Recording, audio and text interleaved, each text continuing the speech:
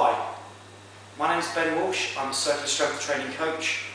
Today I'm going to teach you or run through some injury prevention exercises using the club L, particularly addressing the tennis elbow.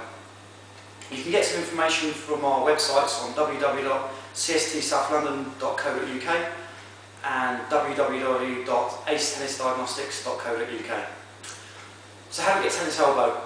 There's a number of different reasons. Particularly to novice players, it's faulty recruitment. A lot of the time, tennis players tend to prefer slicing actions where vibration comes down through the racket, through the arm, and ends up in the elbow joint.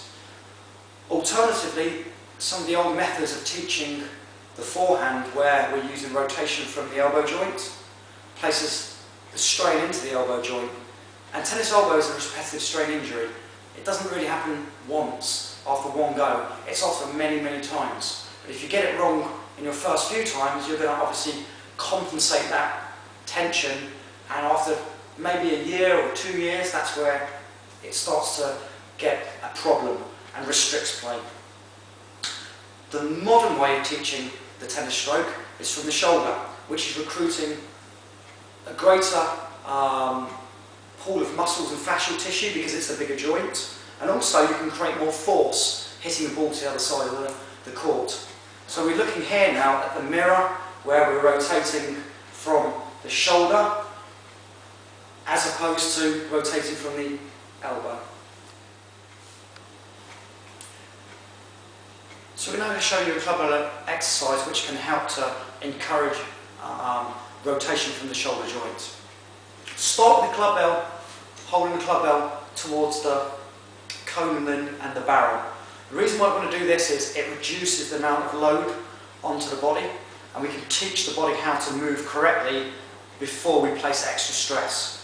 If you start to move with the hand right down at the bottom of the club, you're more than likely going to compensate the techniques and the movement, and you're going to lose the gain or the benefit of doing the drill. So I'm going to start halfway up. Slightly bend the elbow, pack the shoulder. Very important the shoulder's packed. It's the force and all the tension is coming into the shoulder joint. So if I'm lifting my shoulder, I'm loading all the soft tissue, which is going to cause me injury.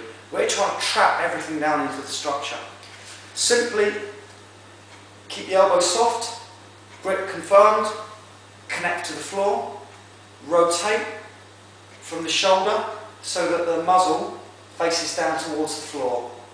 I'm softening the knees as I allow that movement to occur, so my body absorbs the energy. From there, I pull the weight through my shoulder, lats, trying to get the handle to now face down. So I'm pulling the handle down towards the floor. Catch it in the hips by softening the knees. The movement, as we repeat it, looks a little bit like this. Dropping down, pulling back to neutral. Dropping down, pulling back to neutral. You'll note each time I'm packing the shoulders, which means that the force is getting distributed through my body rather than just into the shoulder joint. Power comes from rotation, force comes from rotation. So the stronger and the more supple we are in the structure, the more power we can create. An example is someone like Rafa Nadal. He can create such a high velocity of rotations that he has an extreme amount of power that he generates from the shoulder and from the hips. Probably almost twice as much as most other players on the circuit.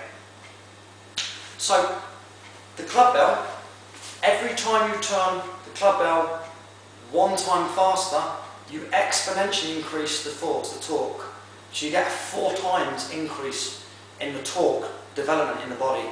So as I start to master this drill, I can start to turn it quicker, which places a far greater load onto my structure, which would help to develop that force in creating a turning circle onto the ball.